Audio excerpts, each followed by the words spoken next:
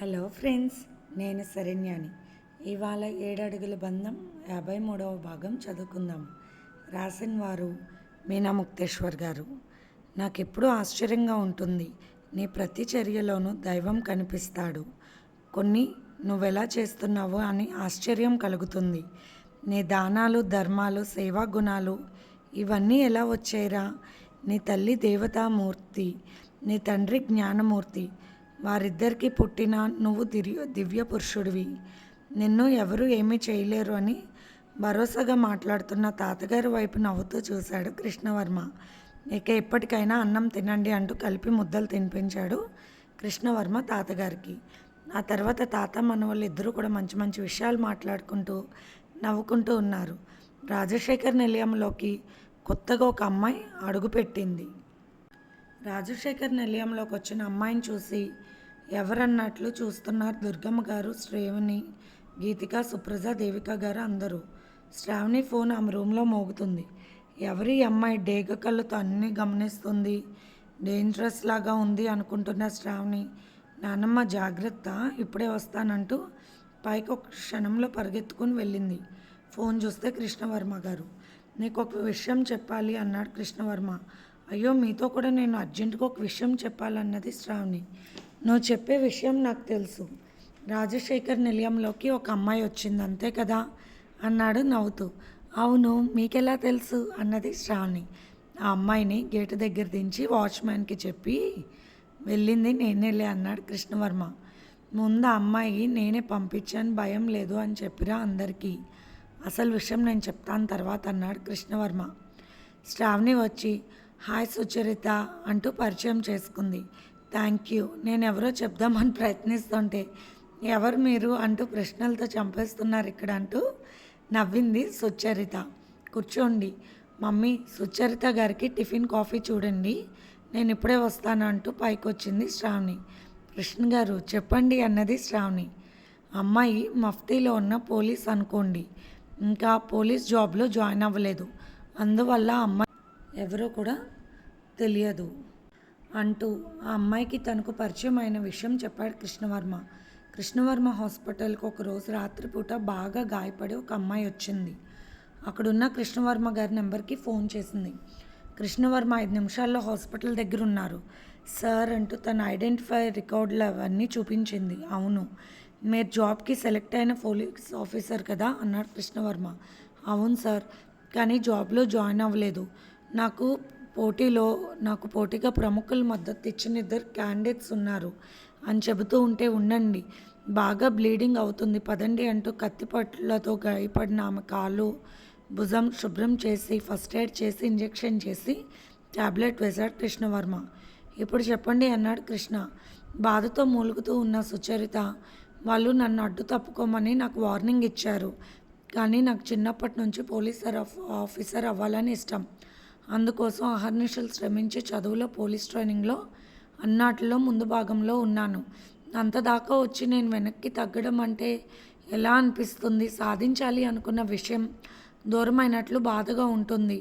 అందులో నా కోరిక పోలీస్ ఆఫీసర్ అవ్వాలని. అప్పుడు నాకు పిరికితనం ఎందుకు?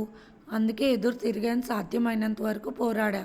కానీ చుట్టూ 4 వచ్చి నన్ను బంధించి 2 కత్తిపోట్లు పొడిచి చైర్ దగ్గరుండి ప్రస్తుతానికి నా అవకాశం కోల్పోయానంటూ బాధపడింది సుచరిత.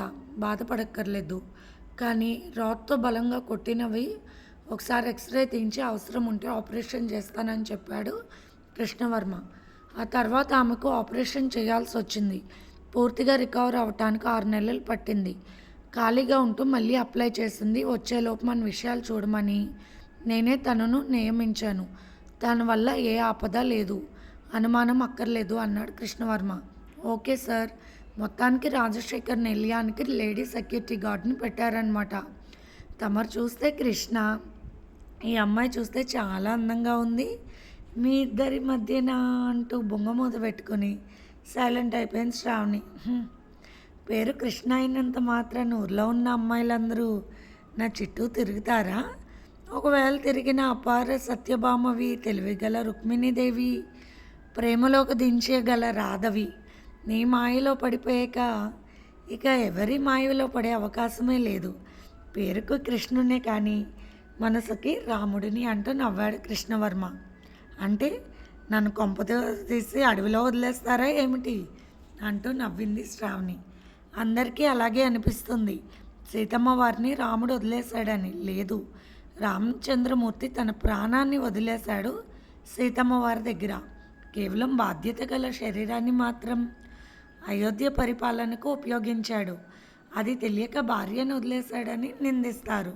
సీతారాములు ఇరువురు కూడా ఒకరి గుండెల్లో ఒకరున్నారు. కృష్ణవర్మ గుండెల్లో శ్రావణి మాత్రమే ఫిక్స్ అయిపోయింది. అంతకుముందు నీకన్నా ఎంతో అందగత్తెలు కనిపించినా నా కళ్ళకు అందంగా అనిపించలేదు. కనీసం వారిని చూడనైనా లేదు. నమ్మకపోతే మానే. నీకన్నా సుచరిత ముందే పరిచయమైన తను నాకు మంచి స్నేహితురాలు. నా మంచి చెడ్డలు మనస్ఫూర్తిగా ఆశించే శ్రేయోభిలాషి అంతే. ఎప్పుడైతే కృష్ణా నదిలో యోగా అభ్యాసంలో ఉన్న నన్ను డిస్టర్బ్ చేశావో ఆనాడే నా మనసు నీకు అంకితం అయిపోయిందంటూ చెప్తున్న కృష్ణవర్మ మాటలకు, హలో మహారాజు గారు, ఇక చాలు డైలాగ్స్.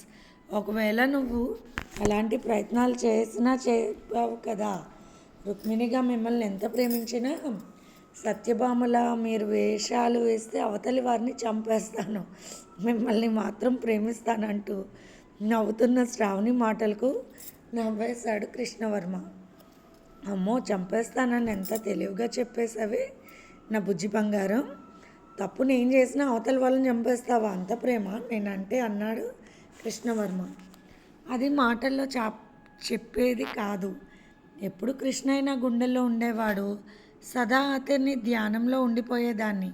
అటువంటి నేను ఎప్పుడైతే మీరు నా గుండెల్లో చేరారో అప్పుడే చావైనా బ్రతికైనా అన్నీ నీతోనే అని నిర్ణయించుకున్నాను.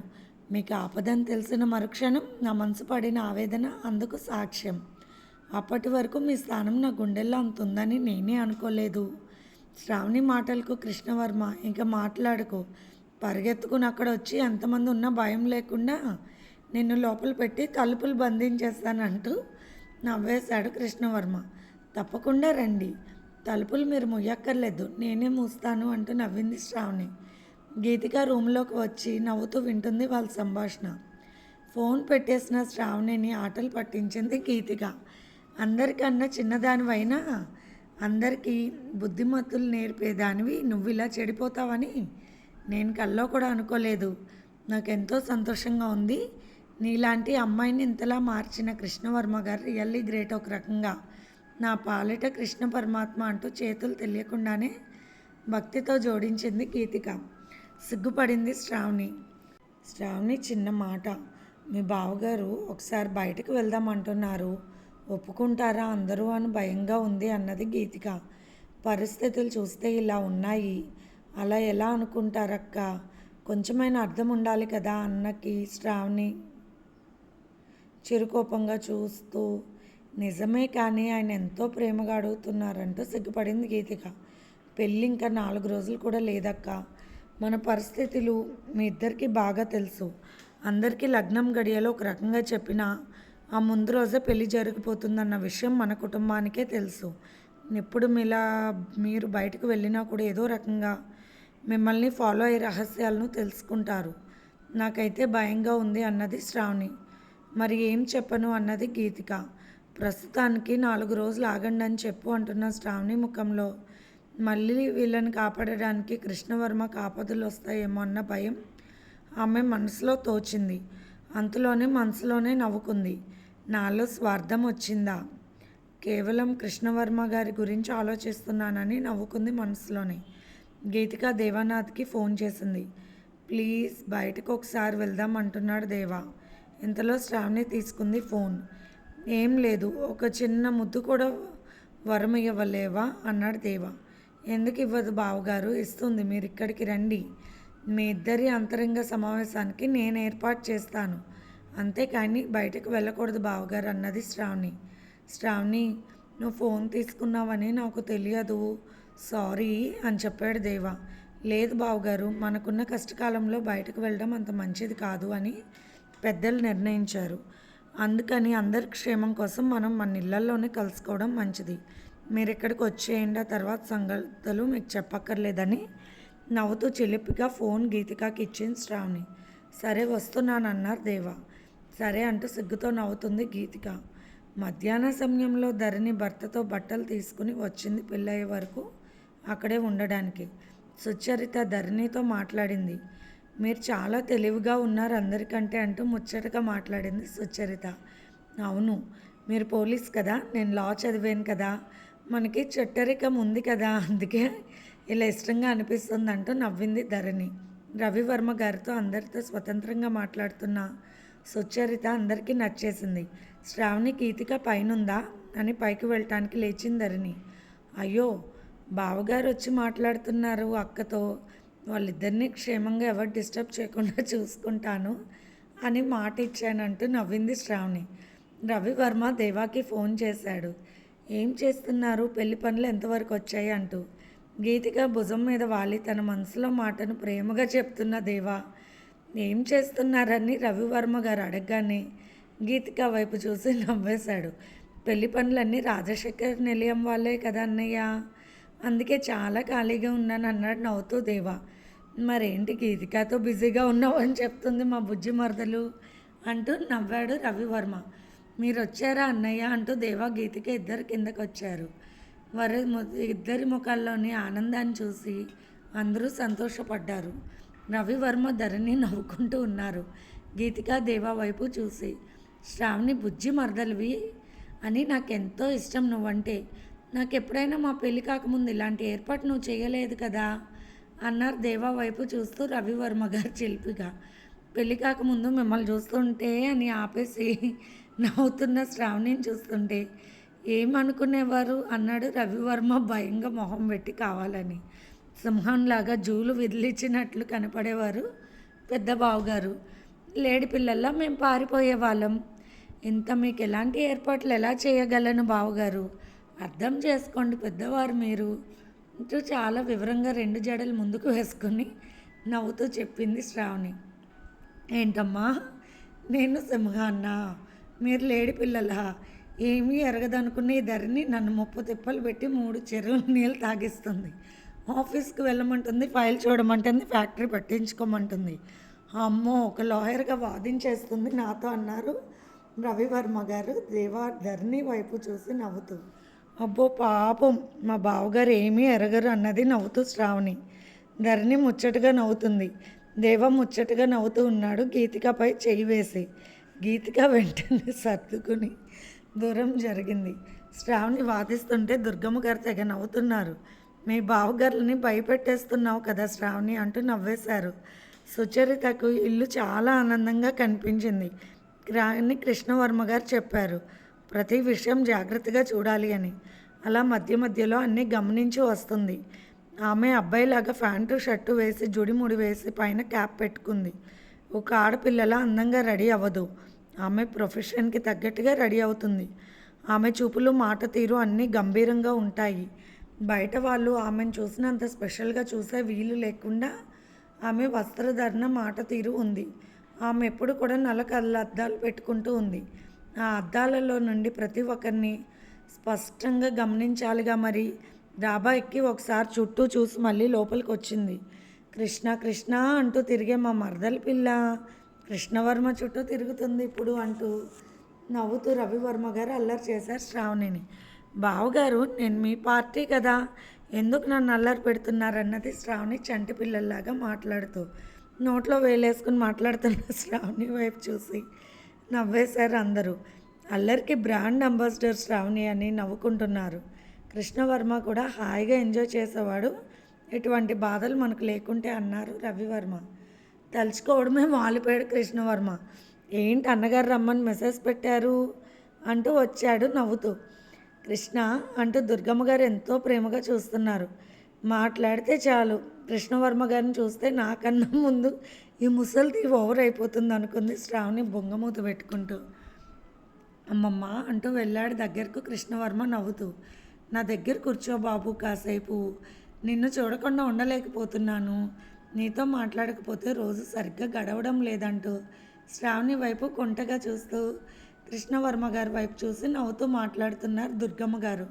చూడు ముసలిది ఎన్ని వేషాలు వేస్తుందో, రావడమే శ్రావణి వైపు చూడకుండా దుర్గమ్మ వైపు చూస్తున్నాడని లోపల అసూయపడుతుంది శ్రావణి. శ్రావణి బొంగమూతి చూసి ముసిముసిగా నవ్వుకుంటూ ఉంది దుర్గమ్మ. ఇంతలో సుచరిత కిందకొచ్చింది. నమస్తే సార్ అని నవ్వుతూ మాట్లాడింది. సార్ ఎందుకు, కృష్ణ అని పిలువు అన్నాడు నవ్వుతూ. అవును చరిత, ఏంటి సంగతులు, ఏదైనా అనుమానం కలిగించే సంఘటనలు ఉన్నాయా అంటూ ఆమెతో మాట్లాడుతూ ఉన్నాడు కృష్ణవర్మ. ఒకవైపు దుర్గమ్మ గారిని పలకరిస్తూ మరొక వైపు సుచరితతో మాట్లాడుతున్నాడు. శ్రావణి కొల్లు మండిపోయింది. అసలు కృష్ణ కృష్ణ అంటూ భజన చేసుకుంటూ కూర్చున్నాను పిచ్చిదానిలాగా. వచ్చి అమ్మమ్మ అంటూ దుర్గమ్మతో, చరిత అంటూ ఆవిడతో తెగ మాట్లాడుతున్నాడని, ఒక చూపైనా నా వైపు వేయడం లేదే అని మండిపోతుంది శ్రావణి. కృష్ణ డేంజర్ అంటూ రవివర్మ గారు నవ్వుతూ శ్రావణి వైపు చూపించారు. కృష్ణవర్మ నవ్వుతూ ఉన్నాడు అందంగా. ఇది ఫ్రెండ్స్ ఇవాల్టి ఎపిసోడ్. రేపు ఇంకొక ఎపిసోడ్తో మీ ముందుకు వస్తాను. మీకు నచ్చితే కనుక లైక్ చేసి, షేర్ చేసి, సబ్స్క్రైబ్ చేసుకోండి. అలాగే మన ఛానల్లో ప్రసారం అవుతున్న positive thoughts written by Shri Komanapalli Ganapathirao గారికి కూడా చదివి మీ అమూల్యమైన సమీక్షలు తెలియచేయండి. ఉంటాను.